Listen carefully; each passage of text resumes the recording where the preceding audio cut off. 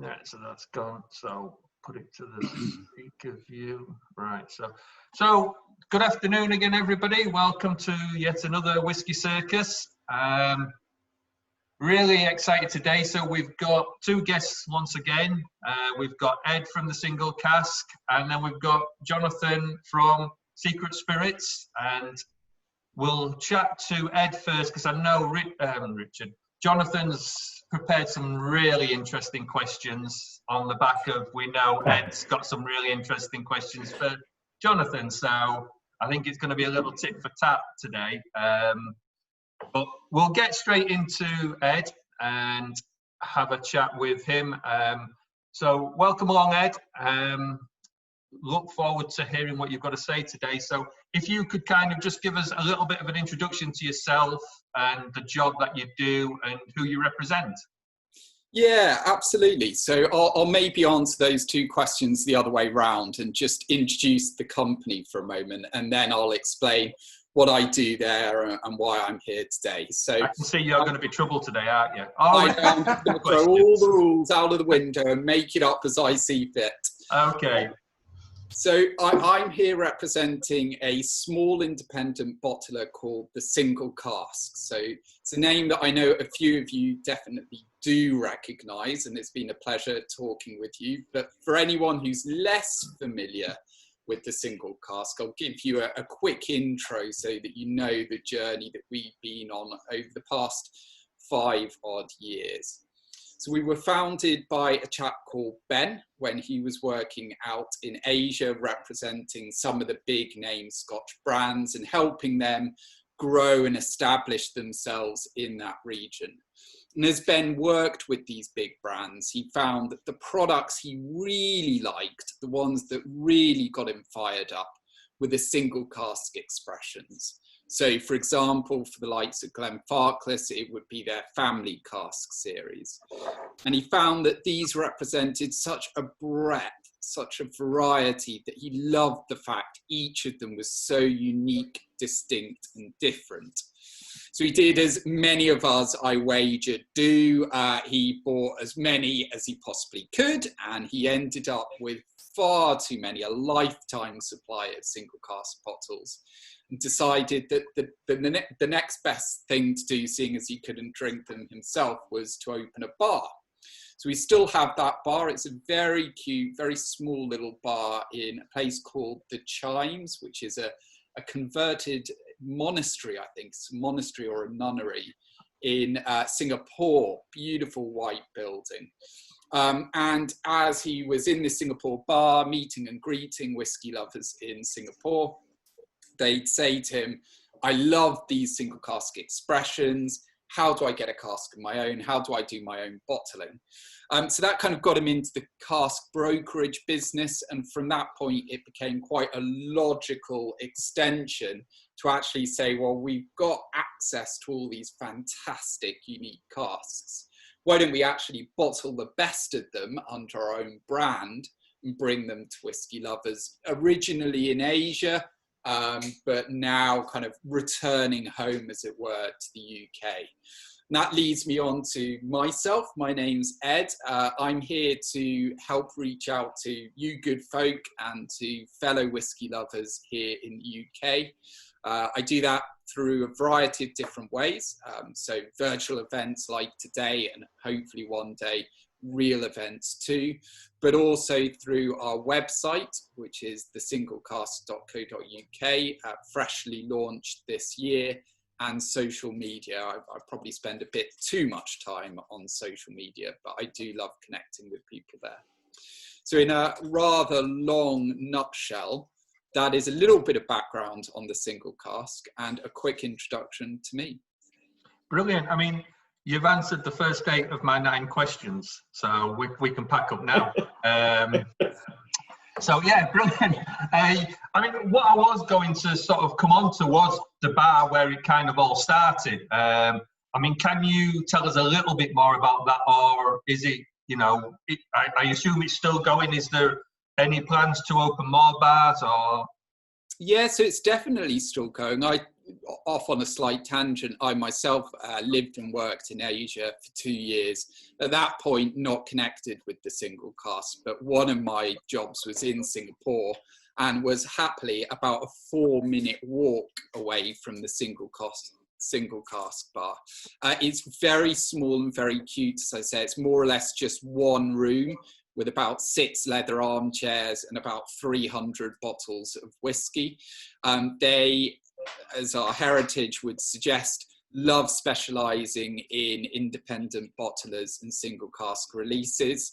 Some of them are naturally our own, but we love featuring a whole range of different indies, so there's quite a good broad range in there.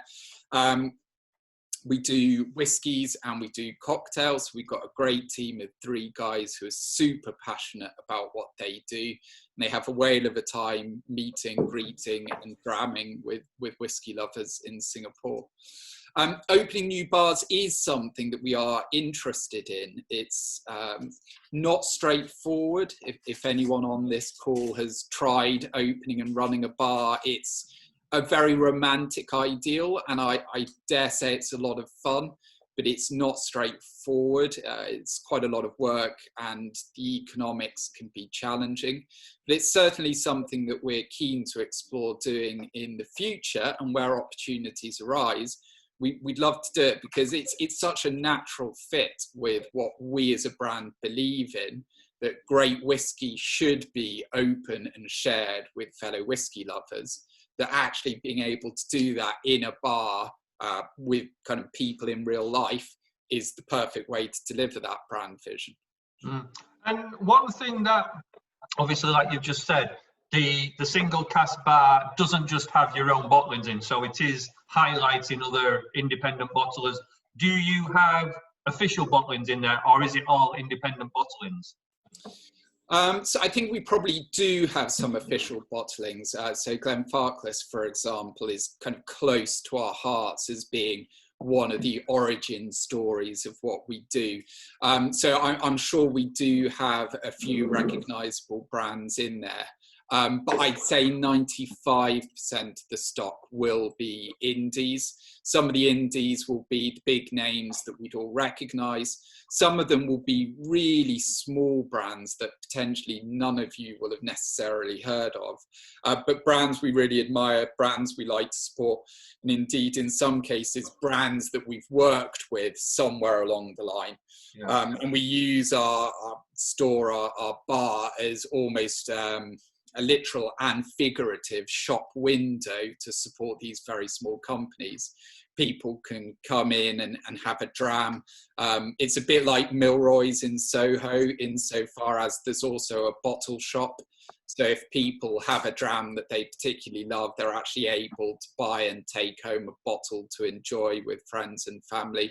And as I say, if we can use it as a bit of a platform to help aspiring independent bottlers get their first leg up in at least Singapore, then that's a great additional benefit. And do you find that over in Singapore that they're still mad on the Scotch, or are they loving the sort of rest of the world whiskies just as much? You know, is there any differentials between them?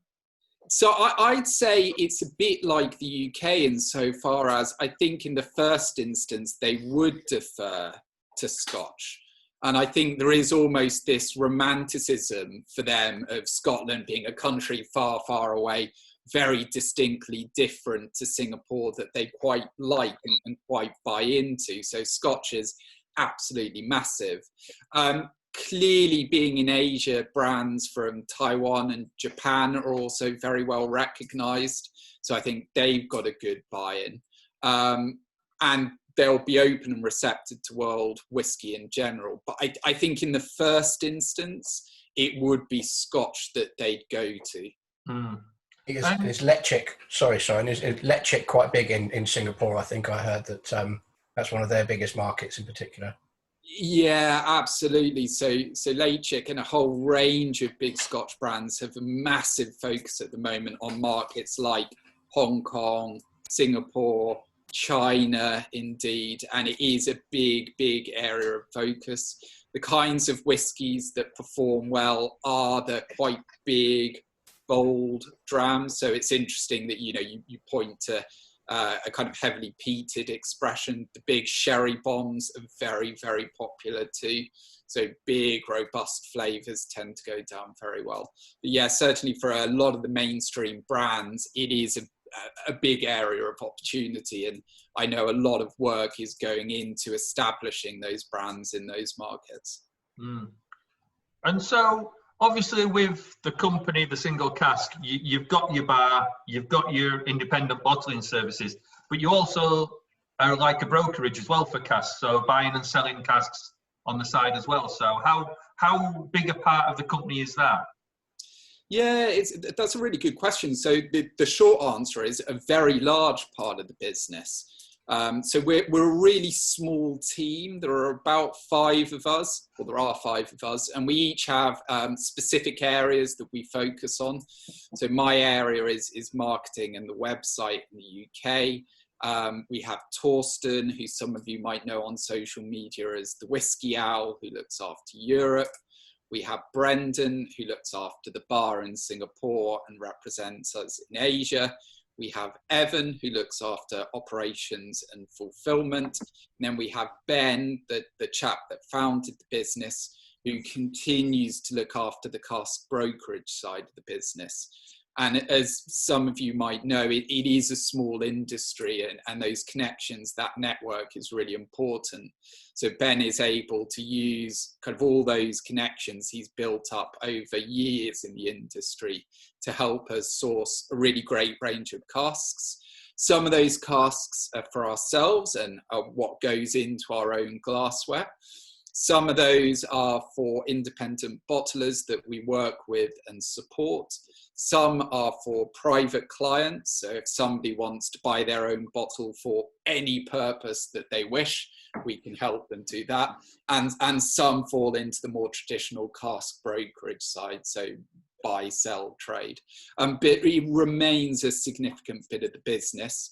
And the way we structured ourselves is we have kind of individuals focused off to try and push forward each of those aspects. I'm going to say, because that's the interesting part of it, that a lot of the independent bottlers that are out there actually do buy and sell casks privately and so obviously between themselves, but you don't really see that side of the business when you just sort of drinking it. So, it is a big part of a company without it being highlighted. Yeah, absolutely. And I think part of the reason that is it's, as you say, it's not a side of the business that for a customer enjoying a dram from an individual bottle will recognize and possibly even needs to recognize. It is quite a different market. But it is a big part of the industry, and moving and shifting the lifeblood, quite literally, of the industry around is very important. It is a heavily regulated industry, so the fact that you have to have various licenses in place and you have to operate within the laws and the guidelines means that it's relatively small in terms of the number of operators who are able and who are allowed to operate. But those that are allowed to operate will trade quite frequently with one another. So bringing it now back to the actual whiskey and the bottling side, you've obviously got quite a unique bottle shape and things like that. Was there any particular reason to pick that sort of shape of bottle, or was it just purely to stand out on the shelf? Yeah, no, there is a logic to it, and I'm glad you pick up on it. So what we wanted to do with our bottle design is to create something that almost felt less like a bottle and more like a decanter. Because as overly romantic as it may or may not sound, we do really, really believe in the idea that whiskey bottles shouldn't be left to gather dust on a shelf. They are meant to be opened, shared, passed around a group of friends and enjoyed. And in creating something that looks and feels like a decanter, it's almost harking back to those Victorian days where getting the decanter off the sideboard and putting it in the middle of the table was a ceremony in of itself. And that's something that we really like, and something that we're looking to emulate with the bottle design. We put the label off to one side because we believe that the liquid should do the majority of the talking. The liquid is always non-chill filtered and natural colour. And for all our core expressions that we bottle for ourselves, they are cask strength as well. So that's why we put it off to one side. And then the label itself includes all the facts. So we want the whiskey to do the talking, but we also want to be transparent and honest with what's in the bottle so that the person enjoying it is able to understand what they're drinking and place it in terms of, do I like it, do I not, what is it about this that I really enjoy or otherwise. So we disclose all the facts on there, but beyond that, the whiskey does the talking, and we've kept it a fairly minimalist design. So there's a couple of questions coming in. I think we'll go to Claire first because that's sort of still on the line of this, and then we'll go back to Christoph. So I'll let you ask your own questions today. Okay, cool. Yeah. Yeah. So I was going to ask about the square bottling. Is that also a little bit of a financial decision in that you can probably pack in more within a certain space than you would be able to with circular bottles? So the short answer is no. I think you're right in terms of it is probably easier to pack them very closely together. I think that bit of the answer is true. The glassware is a little bit more premium and a little bit more pricey than going for a standard bottle. It's still within the realms of what's appropriate. We don't want to overprice on packaging. We want to keep the value in the liquid. But no, the short answer is it's not. It might have a weird secondary benefit for efficiency, but that's not the primary reason for it. Thank you. I mean, what I like about it, looking at the shelf behind you, is the fact that they all sit very neatly together. Yeah, you know, it compacts them. You know, I mean, obviously you can see a lot of mine where you've got a lot of empty space, whereas a nice square bottle, they just sit nice. They're not too tall, so you can have more shelves in the same amount of space. But again, going back to the label, I'm a big believer that the label should be as minimalistic as possible, in the sense of it gives you enough information without taking away from the rest of the bottle. Yeah, so I think you've raised two really good points there. The first one, I absolutely have to echo. I mean, I totally agree with your logic that we should all get a bookshelf and fill the bookshelf with our glorious square bottles, shelf upon shelf upon shelf. I think that's a fantastic suggestion. So very happy. Insert shameless plug. Idea. Yeah. Your second point, yeah, I agree. For me, the facts are relevant. They are important. I think it's absolutely right that we are transparent and honest about what's in the bottle. And part of the reason I'm so comfortable with that is, in a way, I don't think it's particularly relevant in a really odd way. Because in my eyes, the age is just a number. I've had fantastic young whiskies, fantastic old whiskies, and I've had counterexamples that haven't been so good. ABV, you can have a whiskey. I've got this one here. So this is a Glenrothes. It is cask strength, but this one at natural cask strength is 40.8. So it's clearly a cask that has had very high natural evaporation, which is why over the course of the 21 years, the ABV has reduced. And yet it is a stonker of a dram. It's an absolutely beautiful whiskey. And similarly, I've had ABVs like our Heaven Hill at 62.5%. Got to get a plug in there for the Heaven Hill. That is fantastic as well. So I think it is important that customers can see what they're drinking and interrogate what they're drinking.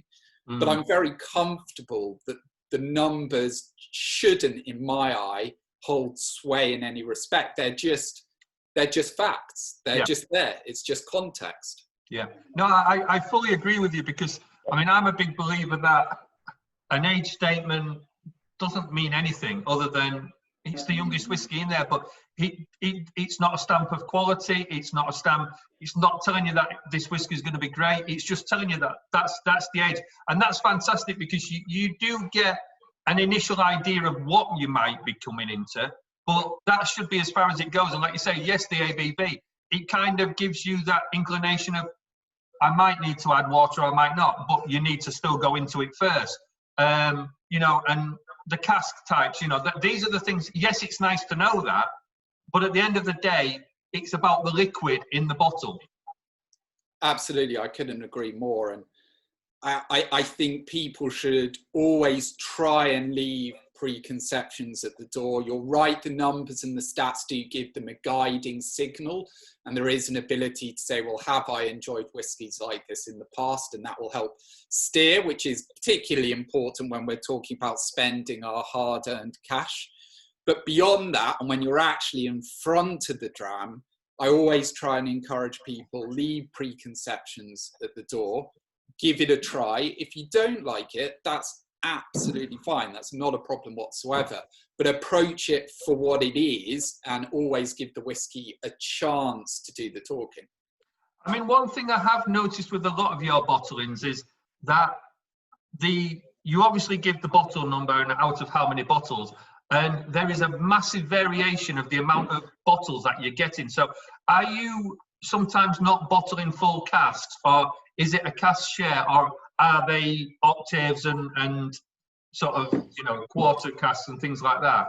It's a little bit of both is the honest answer. So we love experimenting with cask maturation. So as a really quick aside, broadly speaking, the casks that we love to pick and bottle will meet one of or multiple of three criteria.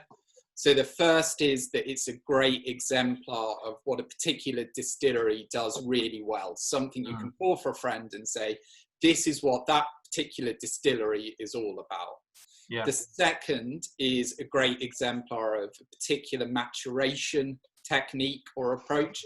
Again, a dram you can pour for friends and say, this is what a sherry octave finish is all about, for example. And then the third thing is something that's unique or unusual. So we talked right at the beginning of the call about the Glen Ord. That's not super common. You're not going to come across a single cask Glen Ord that often. We think it's a great quality spirit and it's a good opportunity. Thank you very much, my beautiful assistant demoing the bottle. We think it's a great bottle to be able to showcase. But back to the question you actually asked. We love experimenting with maturation techniques. We will absolutely re-rack where we think there's an opportunity to do something really exciting. The whiskey I'm drinking at the moment, the bottle I held up earlier, is our Islay malt. So this is 10 years old. Of the 10 years, 9 were ex-bourbon and 1 was ex-red wine barrique, and it is just beautiful, the combination of the two. So where there's an opportunity to do something like that, we absolutely will. But the other bit of your question is also true. So I mentioned that we love working with independent bottlers. We work with restaurants, with bars, with private customers. And sometimes they will want, say, 100 bottles and won't necessarily be able to tackle a hogshead at 300 to 350 bottles. So one of the things we can do for them is a little bit of a partnership that helps them deliver their dreams and ambitions of bottling their own whiskey, but does so in a manner that keeps it affordable and economically viable for them. So yeah, it's a mixture of the two. So when we come in with our order for 32 bottles at the end of this session, that's quite capable then? Yeah, so yes is the short answer. Without wanting to do a too blunt sales plug. No, yeah. I mean, one thing, going back to the labels, Paul's put up quite a good analysis that, you know, we want the info on the labels. What we kind of don't want sometimes is the tasting notes, because as we all know, tasting notes are very individual and very self-opinionated. And when you kind of go in and read those tasting notes and you don't get those flavors or aromas, you kind of, sometimes you can feel a little bit sort of low because you haven't picked them apart. It's not what you're expecting. You know, to me, you shouldn't be buying a bottle on what somebody else has written on the box. And obviously yours don't come with those tasting notes, which, I applaud for one. So yeah, it's a really delicate balancing act, because on the one hand, in particular when you're buying a whiskey virtually without having tried it, you might want clues as to whether you're likely to enjoy it or not, particularly when it's a chunk of cash. It's not a supermarket purchase. So any clues that can help you choose the right one for your tastes are useful. On the other hand, tasting notes are subjective. And what I get will be different to you, will be different to Jonathan, will be different to everyone else on this call. And whether you pick something up or not is irrelevant. It's, do you enjoy the flavours that you can find in that whiskey? That's the question that's really important. So the way we try and tread that delicate balancing act is we do include tasting notes online where we're selling virtually. So that's a way you can get a bit of a steer. But then once you've got the bottle, it is just the whiskey. And it's back to that idea that the whiskey itself at that point does the talking. Exactly, yeah. So what I'll do now is we'll go backwards again, back to the brokerage side. And I'm probably going to regret this. We'll let Christoph ask the question. So you've probably got about 10 minutes to go make a coffee and things like that if you want. I can send back my question in the chat. So, but anyway, I was wondering on the brokering part, what's the goal behind it? Is it allowing smaller, newer, independent bottlers who don't have all your network or your contacts to get access to casks they wouldn't be able to without brokers? Or is it because sometimes you buy a cask, you let it wait for the whiskey to mature a bit more, and in the end you don't get the results you were expecting. It doesn't fit maybe the profile you want, and you want to sell it to a bottler that would be interested with it? It's a really good question. So I think it's 80-90% of the first part, and then 20 or 10% of the second part. So the reason I say that is predominantly, particularly because we're lucky and we can interact with the distilleries, we can access these casks, being able to help other people deliver their dream of bottling their own whiskey is what we're there to do. So that's 80 or 90% of the motivation. Clearly in our journeys and as we buy casks for our own use, you're absolutely right. Maturation is not an exact science. It is nature, and nature varies widely.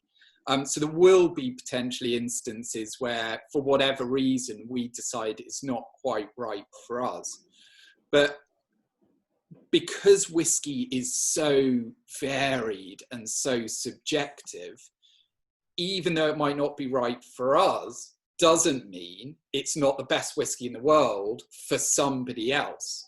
And as long as that other party tastes the whiskey and gets the opportunity to assess it for themselves firsthand, if they then say, yeah, that is fantastic, that is exactly what I was looking for, great, that's the perfect exchange, right?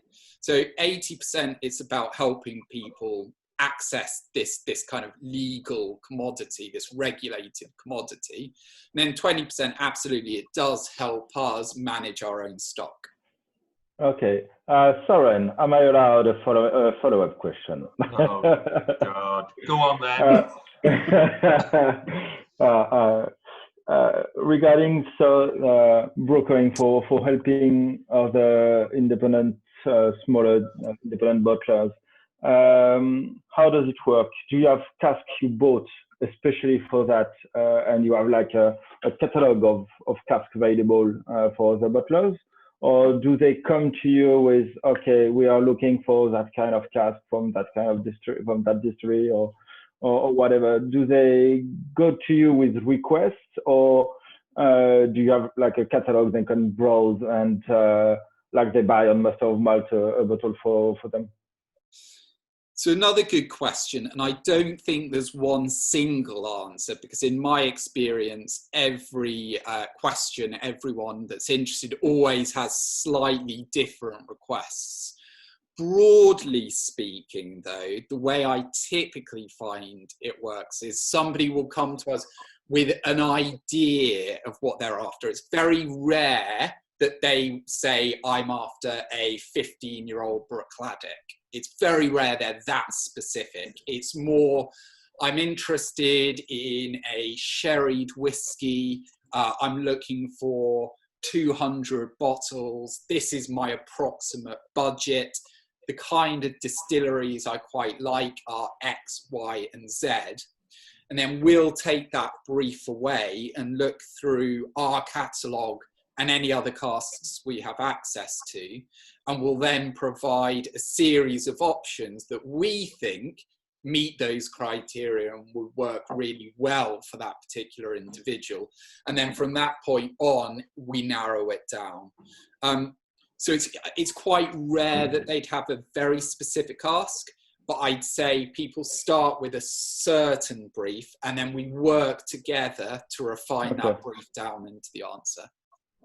Okay, so the exchange part must be quite interesting, because you're just not a reseller for them, and you actually provide a service that is much more than just selling casks then.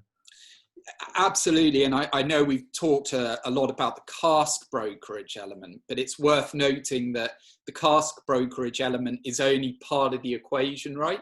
So once you've got the cask, you need to get it to somewhere where it can be bottled. You then need to get it in the glass. You need to choose what glass you want to use. You need to look at the label. You need to design the label and work out how you want that to look and feel. It's kind of this whole series of individual bits that you've got to do one after the other. Some people only need help in one or two of those elements, and that's great. We can help with one or two elements. Other people say, I got this vision, I've got this dream, but actually I need quite a lot of help across all the different bits of the jigsaw puzzle, and that's fine too. We can help them with each piece if they need. Okay, thanks, Ed. Pleasure. Richard's got a question as well, so I'll hand over to Richard. Oh, he's woken up now. I'm here, yeah. I was just asking about whether you have warehousing anywhere, be it Singapore or any location, where you might buy new make and fill your own casks. I know a number of independents will do that. Or if you buy casks filled and then offline. Yeah, really good question. So we do have warehousing. Our warehousing is in Scotland. So Singapore, as an aside, is tiny, incomprehensibly tiny, and land is just prohibitively expensive. So yeah, if at all possible, you wouldn't want to do any warehousing in Singapore. But Scotland, yes, absolutely, we do have warehousing there. In principle, we're open to buying any spirit that's really good quality. And I would note that there have been some great case studies in new make spirit. Broadly speaking, though, we would choose to buy either part matured spirit, so spirit that might have been matured for 5 or 6 years, and then we'd sit on it for another 5, 10, 15, 20 years, however long we think it needs. Or indeed fully matured spirit that we try and we think that is cracking, that's beautiful, it's ready, we'll get it straight into glass. So while it's not a hard and fast answer that we would never look at new make spirit, typically it's partially matured or fully matured that we would focus on.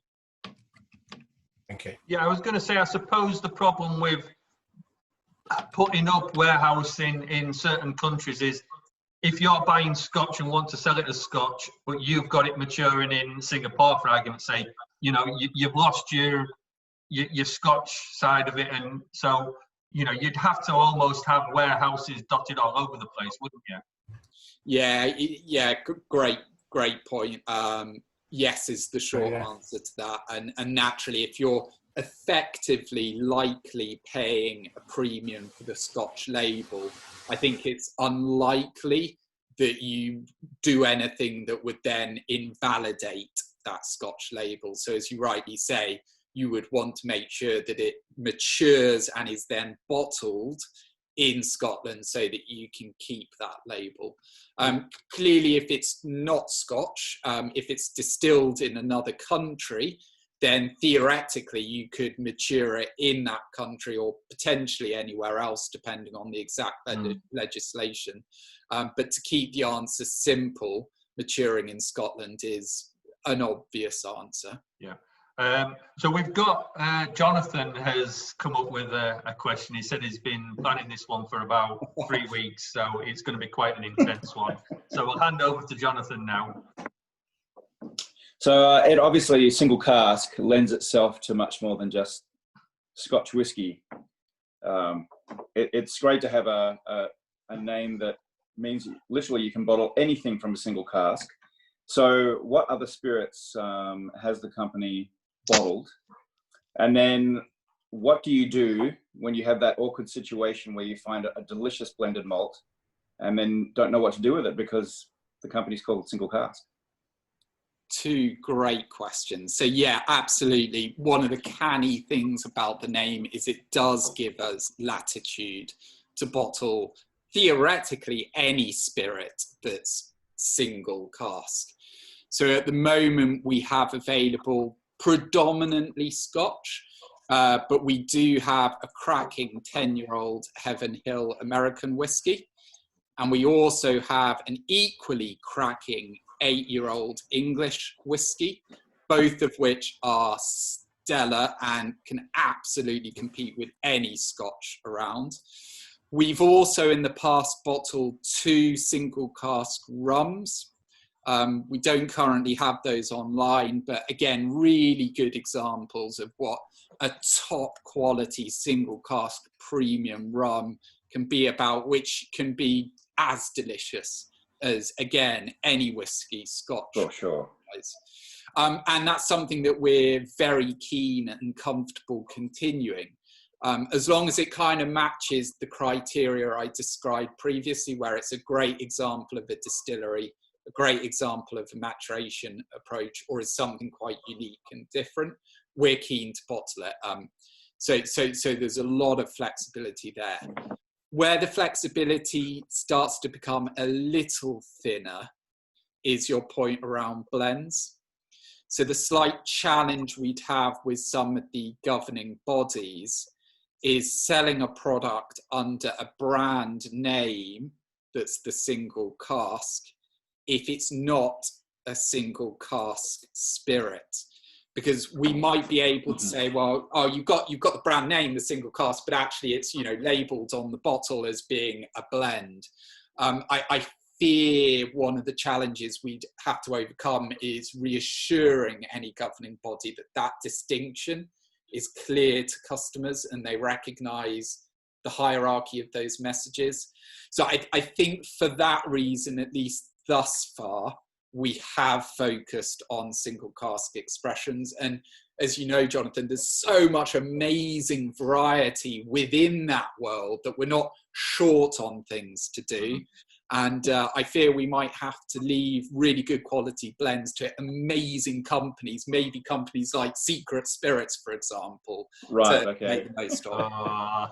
Look at this. They're ganging up on it. No, but I mean, that actually leads me into partly answers one question that I had for you, Ed, but leads into another one, which was, would you ever consider having a blend made up so you just had one single cask of a blend, but so you were still kind of selling it as a single cask, or would that just come under like what you've just said and just be too confusing? My honest view is that it would probably still be too confusing. Yeah. I do totally get where you're coming from, but I don't think that would meet the pure definition of a single cask. And in trying to explain what it is and what it isn't, I think that complexity might jar with the brand. Yeah. That said, we love great quality products, and the most important thing for us is that it's a delicious liquid that people want to enjoy and drink. And if there is an amazing opportunity to do something really special, then having worked with other independent bottlers to support other new and emerging young brands, there's no reason why we couldn't do a project under a slightly different label that was more appropriate for that particular project. Yeah. As I say, for now, I think we've got more than enough to be getting on with and trying to help customers find. But the future's bright, and I'm sure there are tons of opportunities that we can explore in due course. But you see, that also kind of opens up another question where people have, we've asked this before. So you get a single cask, say a sherry butt, that's a finish, but it's been matured in bourbon casks, but it's classed as a single cask, but it still produces 600 bottles. So therefore, there's been 2 bourbon casks put into 1 sherry cask. So is it still a single cask, or is it not a single cask? Great philosophical question. I mean, my point of view, just to maybe help you out, is it is still a single cask because it has been bottled out of a single cask. Now, it might be cheating in a sense, but in the terminology, it is still a single cask. I think that definition, that explanation makes a lot of sense. I half wager there are others that would table a different view, which I think is why it's a really good philosophical debate. I think I'd hold my hands up and say I potentially struggle to give a really articulate answer to that one.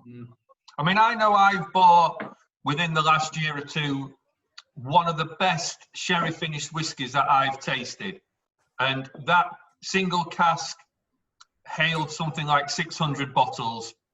It was from a single sherry butt. It was classed as a single cask, but you know the fact that it was matured in bourbon first had to have been 2 bourbon casks. In fact, maybe even 2.5, isn't it? Into a sherry cask. So, is it a single cask? Isn't it a single cask? I think my take on it would be absolutely it is. You know, when I think single cask, you're trying to define a situation where you are bottling from the end result of 1 barrel of maturation. So whatever's happened in that barrel to get that liquid to where it is right now, you are bottling from that 1 single barrel. If you're going beyond that, so even if you've got multiple barrels from the same distillery so you can do more bottlings, that is no longer a single cask. Yeah. But it's irrelevant, really, what has happened to that cask over its lifetime. You are bottling from that single barrel. Yeah. You could have used 5 quarter casks to fill it up, or whatever you've done to get the liquid in there, but it's a single barrel. Right? Yeah. As soon as you start putting juice from 2 casks into the bottling machine, well, then it's not a single cask. Yeah.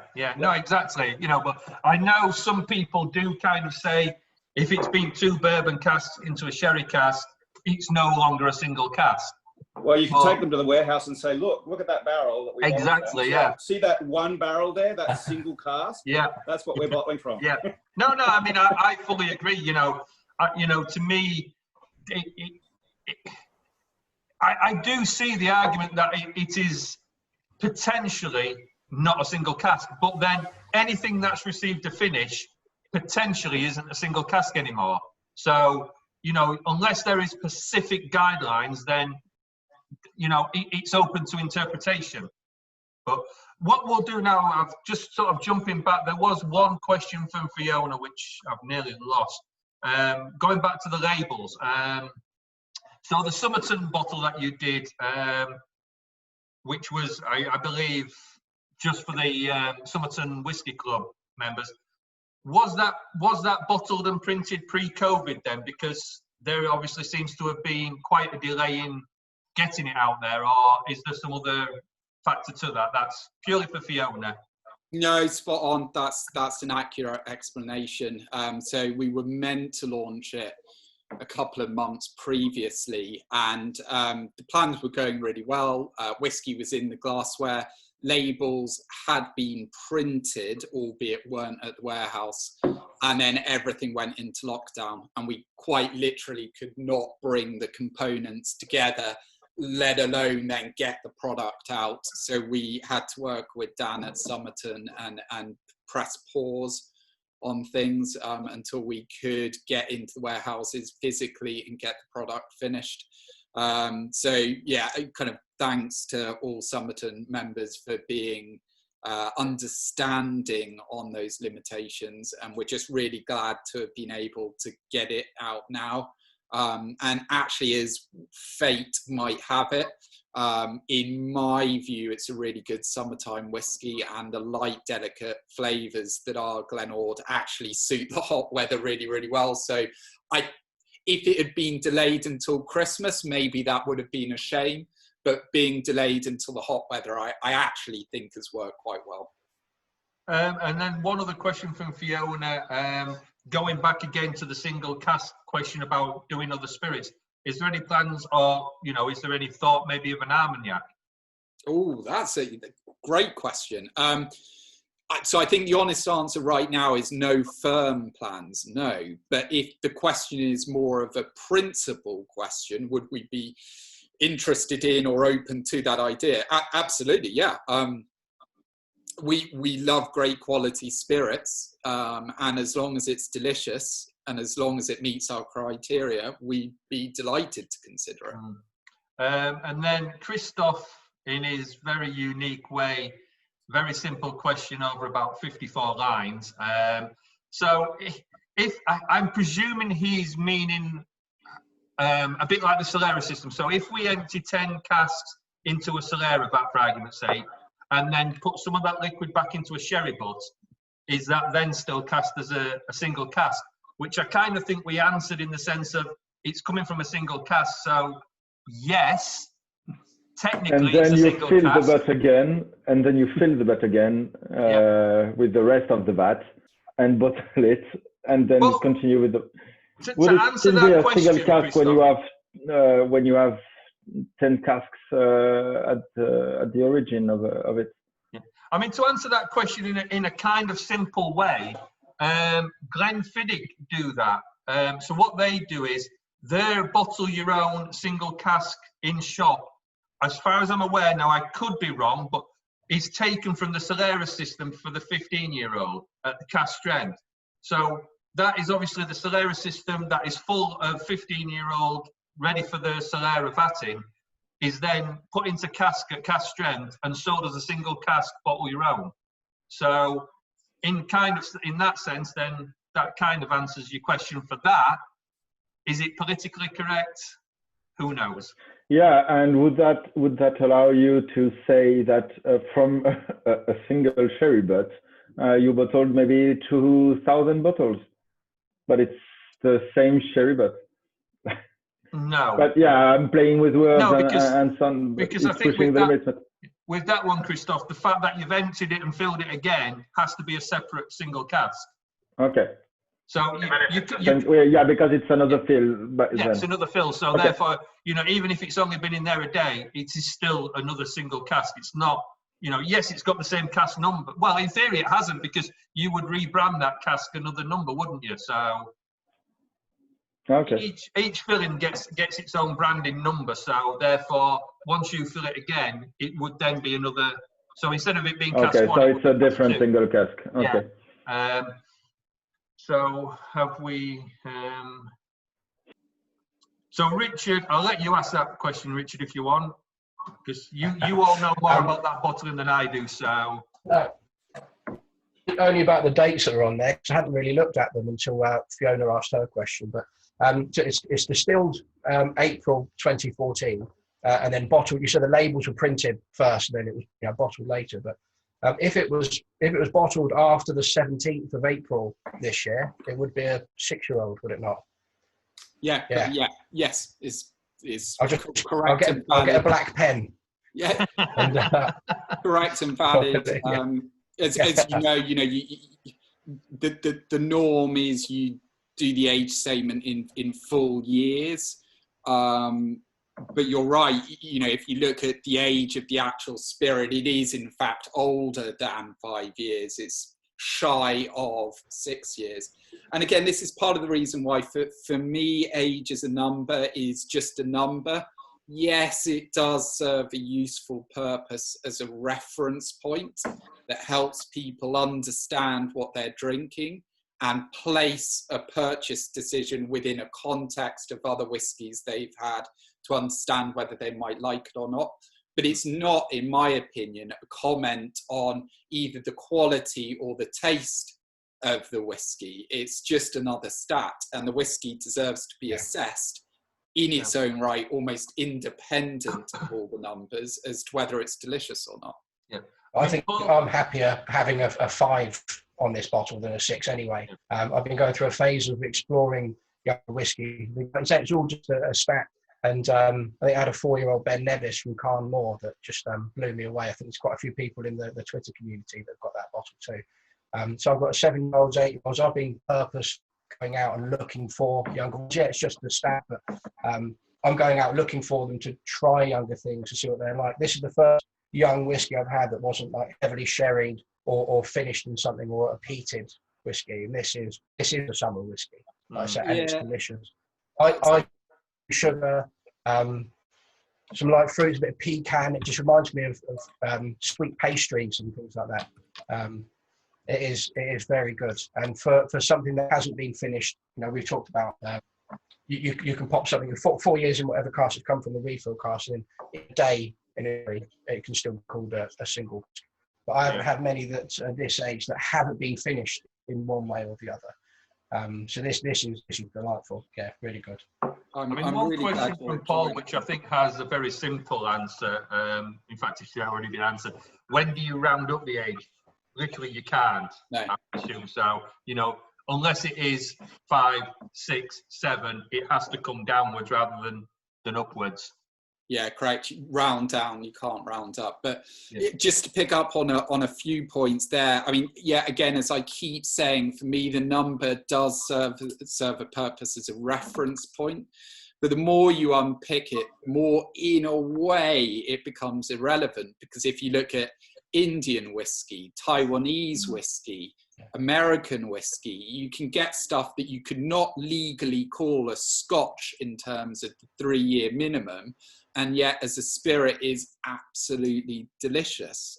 And if you take it, and this is stretching this argument a lot, I recognise, but if you take it right to the extreme and you try, for example, Bimber's peated new make that they released in a bottle as peated new make, that is not a whiskey under anyone's description, and yet again as a liquid in its own right is delicious.